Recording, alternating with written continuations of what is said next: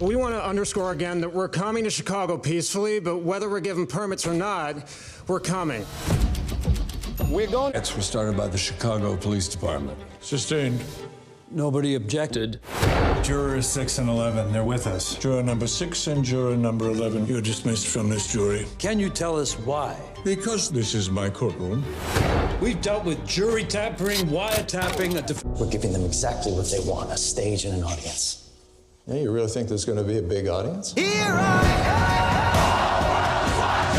is what revolution looks like, real revolution. Is this prosecution politically motivated? I'm tired of hearing you. It would be impossible for me to care any less what you are tired of. How's it going out there, YouTube and social media lands? Welcome to an all-new video. So in this video, we're going to be reviewing a 2020 film that came out exclusively on Netflix last year.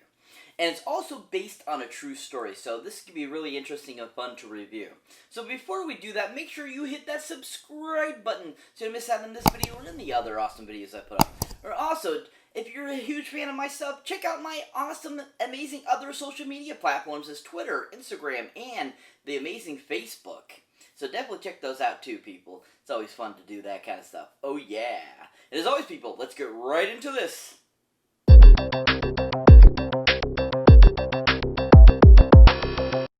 So welcome one and all, social media lands and all such things. Welcome to an all-new review. So like I was saying before, we're going to be doing a review of a 2020 flick that came out exclusively on Netflix last year. And that, of course, is a film called The Trial of the Chicago 7. Oh yeah, The Trial of Chicago 7. Ooh. So The Trial of Chicago 7, like I said, is based on a true story that happened back in the late 60s, early 70s. And it's basically about the 7 people that have been put on trial for supposedly starting a riot in Chicago back in 1969.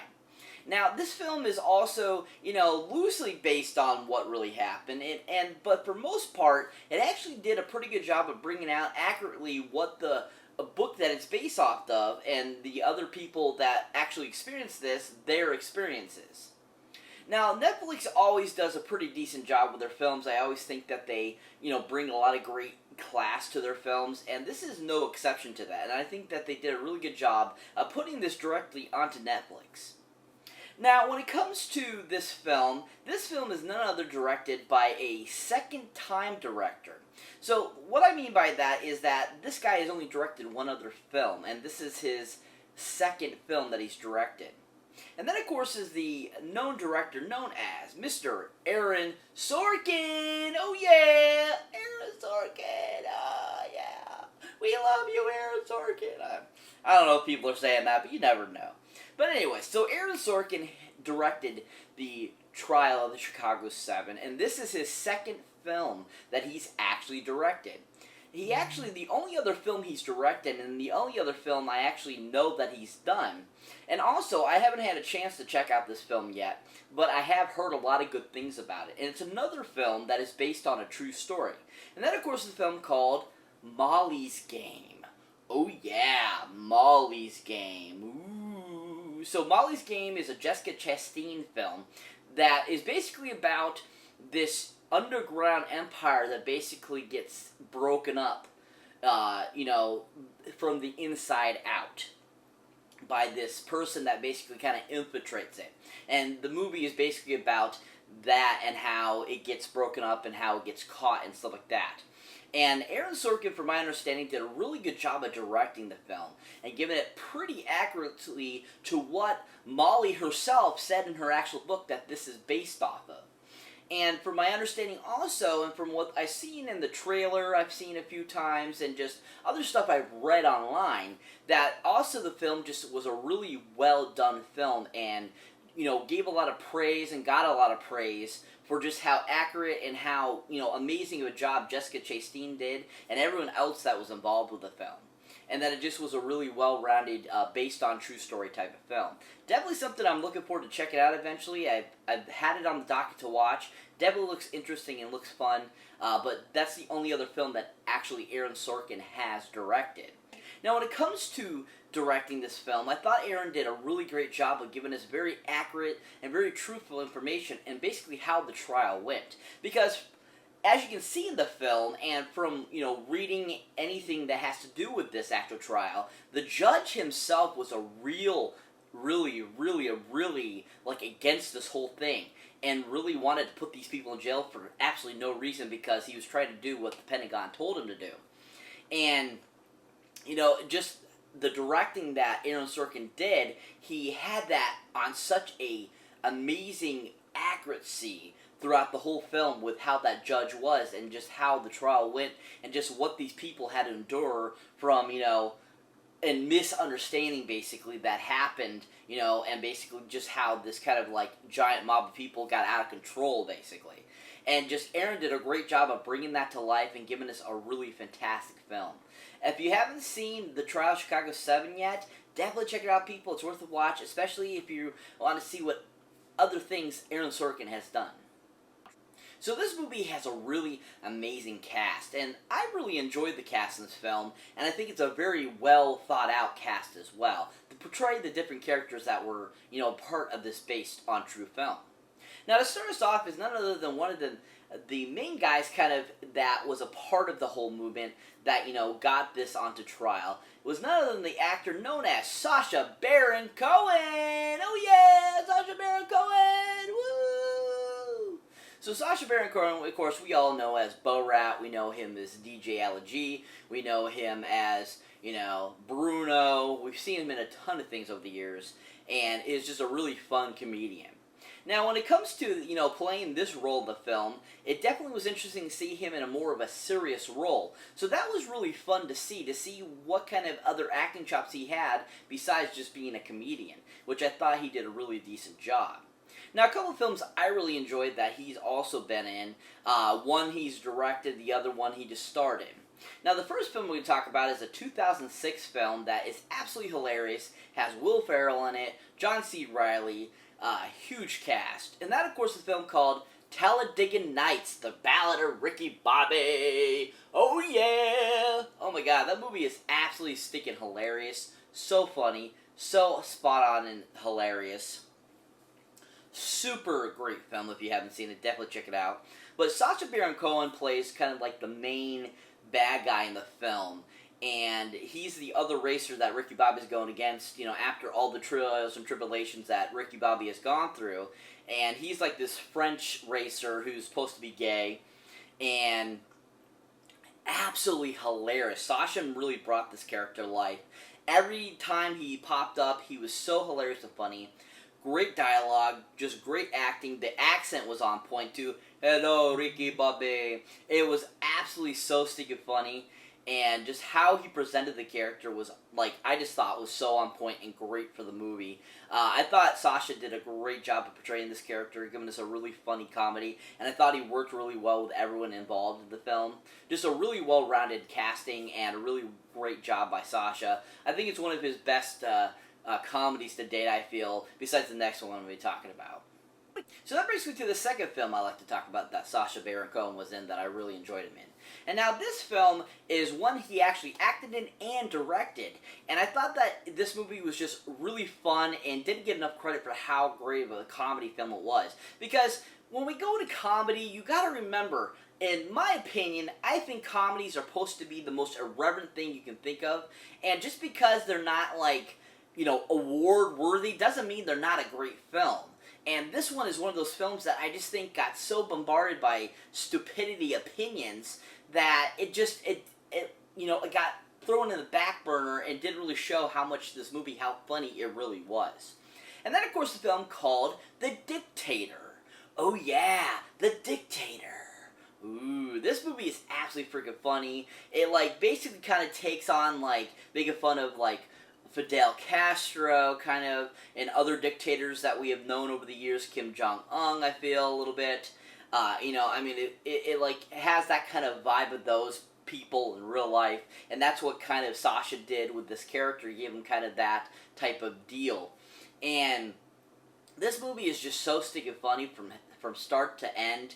And just the whole thought process and everything that went along with it was so stinking funny. And Sasha just was so stinking hilarious as this Dictator character. And just like kind of like how he reacts to things and how he presents things.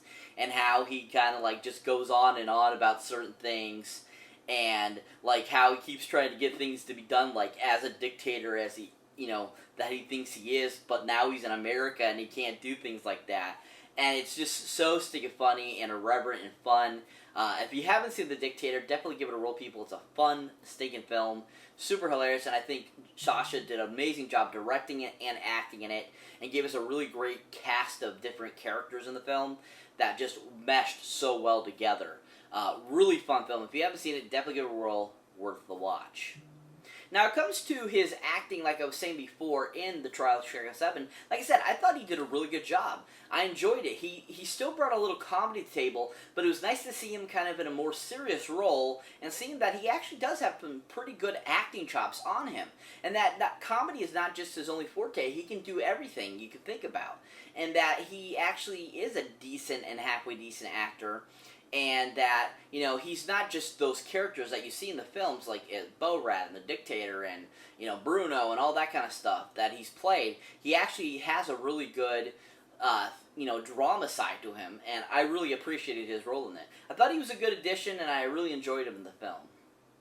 The next person that was in this awesome cast was another great actor who I've always enjoyed in everything pretty much I've seen him in.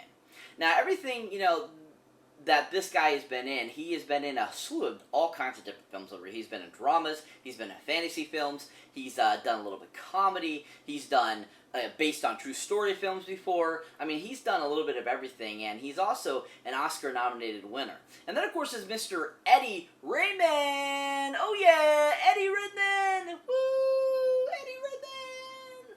Oh yeah, Eddie Redmayne. He is a fun actor. I've always enjoyed everything he's in. I always feel, though, that he is pretty much the same character or same presence in everything I've seen him in.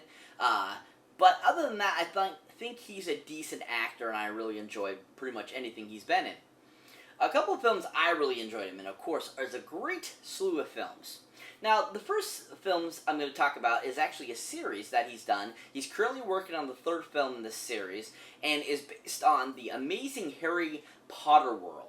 And it's just a really well-rounded film series. And then, of course, there's a film series called The Fantastic Beasts and Where to Find Them. Ooh! Ooh! Absolutely love this series. Amazing series. Really well done. Really amazing. And Eddie, I love him as Newt Scamander. I think he's perfect as Newt Scamander. I think he does a really great job. I think he really brings to life from the pages who Newt Scamander is supposed to be. And the fact that we don't have a whole bunch of information on Newt Scamander in the books, because the original, you know, series, the 7 books, was about Harry Potter. And you loosely heard here and there about Newt Scamander and who, you know, kind of like what he did. And so this time, you know, with, you know, him being portrayed on the big screen and we getting to know him more, who he is, what he was about, you know, why he ended up where he did and so forth, is a really cool story. And Eddie does an amazing job of bringing that to life.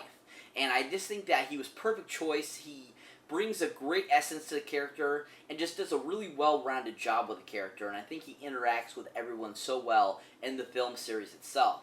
If you haven't seen the Fantastic Beasts films, definitely check it out. Eddie is amazing in those films. So the second film that Mr. Eddie Redmayne was in, that I really enjoyed him in, is a great sci-fi film that got a lot of bad publicity, got a lot of bad hype. It was just really downtrodden. It really didn't get a lot of great or any positive feedback. And I really enjoyed the film. I thought it was really well done. I thought it was a great effort by the Wachowski sisters. And I thought that, you know, it did a really amazing film. I thought it was a really fun film. I mean, it wasn't Matrix level, you know, it wasn't like Cloud Atlas level that some people preferred. They thought that was a better film. I still thought this was a really fantastic and fun sci-fi fantasy film that didn't get enough love. And then, of course, the film called Jupiter Ascending. Oh yeah, Jupiter Ascending. Ooh. So yeah, I thought this was a really fantastic film. I thought it did exactly what it was supposed to do. It was a fun fantasy action flick that wasn't trying to go for the Oscars, wasn't trying to be anything but that awesome just sci-fi fantasy type of deal.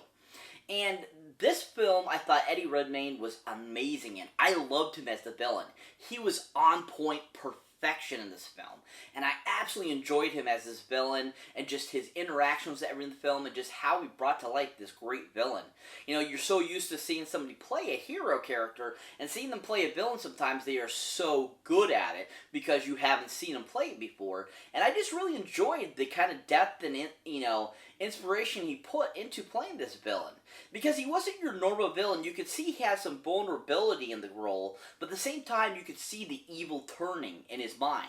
So that was really cool, and I just thought was a really great effort and great performance by Eddie Redmayne that I don't think a lot of people have seen or realize that he did. And I think it's a really well done performance that he should get recognition for how fun of a role it was. If you haven't seen Jupiter Ascending, give it a whirl, people, despite the negative feedback, and see Eddie Redmayne at his finest because he was really fantastic in it. So when it comes to his role in the trial of the Chicago 7, I really enjoyed him. I thought he was another good addition to the film.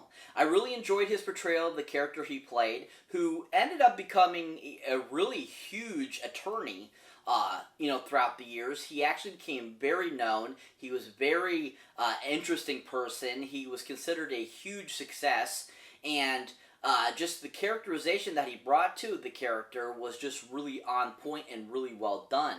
And I think even if he was still alive, he would see that he thought that Eddie did a really great job of portraying him. Because he really was on point. From everything I've read about the gentleman, and everything I've seen like in documentaries and stuff like that, he did a really fantastic job of really playing this character. He was on point, that person. And just the whole characterization was on point throughout the whole film of how this individual really was and how he was feeling and thinking during this whole trial, and also through what caused this crazy mass mob of the people that he was part of and so forth. Really great performance by Eddie in the film. I thought he did a really good job. If you haven't seen the trial for Chicago 7, definitely check out Eddie Redmayne if you're a fan of his. He did a fantastic job. So that brings me to the final actor I'm going to talk about that was a part of this great film.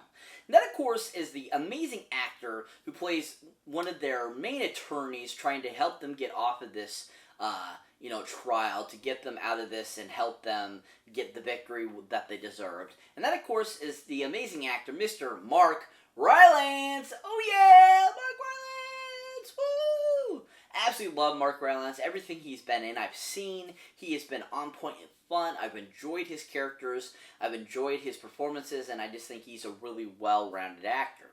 Now, a couple of films I really enjoyed that Mark has been in are a couple of films that are kind of on different ends of the spectrum, both fantasy type of films, but one's more about, real fantasy, where the other one is kind of about a futuristic dystopian world, which, is kind of similar, but still fantasy, but, more the sci-fi genre and then the fantasy world.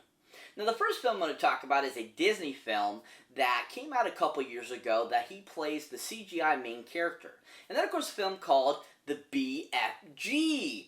Oh yeah, the BFG, woo! Which is short for The Big Friendly Giant, which is actually based on a story by Roald Dahl. Which I think is interesting that, all these years later, since, Roald Dahl passed, almost 30 years ago now, shortly, in a few months, it'll be 30 years. This, book is a really interesting book that, is just fun along the lines of James the Giant Peach and stuff like that they finally made into a movie, and I think Disney did a really good job of bringing this to life. Now, Mark Rylance plays the main character, the BFG, the Big Friendly Giant, and he does an amazing, capturing job with the CGI work. And you really can see almost his essence in the BFG itself in the film. And I just really enjoyed where he took the character. His voice was on point and bringing it to life. He also just did a really good job of giving us this really fun performance too as well that just really worked well with the film too. And even though the original person they wanted to play the character, unfortunately passed away before they could do it, he still was a decent substitution and did a really great job of bringing that to life. Originally, if you didn't know this about the BFG, they originally wanted Rob Williams to play the character. That's right. They actually, all the way back in 2013, 2014, they actually had started thinking about making this film, and they wanted Rob Williams to play the character, but because of his untimely death in 2014, they had to basically go back to the drawing board and kind of think out, oh, who do we want to do it again? That's why it took a few more years to get it. But still, at the same time, I thought Mark did an amazing job of bringing to life this character. I thought his interactions with everyone in the film were really well done, and I just thought he was a really great presence, and I loved his voice as a character, and he just did a really fun job. If you haven't seen the BFG yet, definitely give it a roll, people. It's a great family comedy film with great CGI work and just a really awesome story, especially if you're a Roald Dahl fan of his books. So that brings me to the second film I like to talk about that Mark Rylance was in. And that, of course, is a great sci-fi film that just came out in 2019 and is directed by Steven Spielberg and based on the book of the same title. And then, of course, the film called Ready Player One. Oh yeah! Ready Player One! Oh yeah! Oh my god, I love this movie. It is such a great film. Brings me back to my childhood. This movie is 100% my childhood. That's just how amazing this film is. And Mark Rylance playing one of the main creators of the Oasis was such an amazing performance. I loved his performance. I loved his look. I loved just everything he brought to the character. I thought that he was just so on point and awesome as the character. And I just think that without his characterization, I don't think I could see anybody else playing that character, because Mark did such a great job of bringing that to life and just was really fun. And I just really enjoyed him as the character, and he brought a really fun essence to the character of, what it would be like to be somebody that has created so many amazing things and really, never got what he wanted in life, and unfortunately passes away, so early in life too as well. And it's just kind of fun how he brought to life that character, and his voice, there's something about Mark Rylance's voice that's just so kind of like, I don't know, it puts you at ease, like you want to listen to him reading you like a bedtime story, and just like listen to his dialogue throughout the film was really fun and enjoyable too. Just a really all-round, really well-done performance. I really enjoyed him in it. I thought he was a great addition to the film.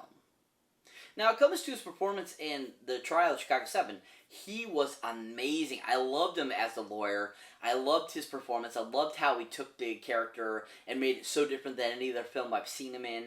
I enjoyed that he brought a real essence to who that, lawyer was, and how, what he had to deal with this corrupt judge and just the corrupt whole trial to begin with, and trying to battle this to his best ability when he was a really amazing attorney.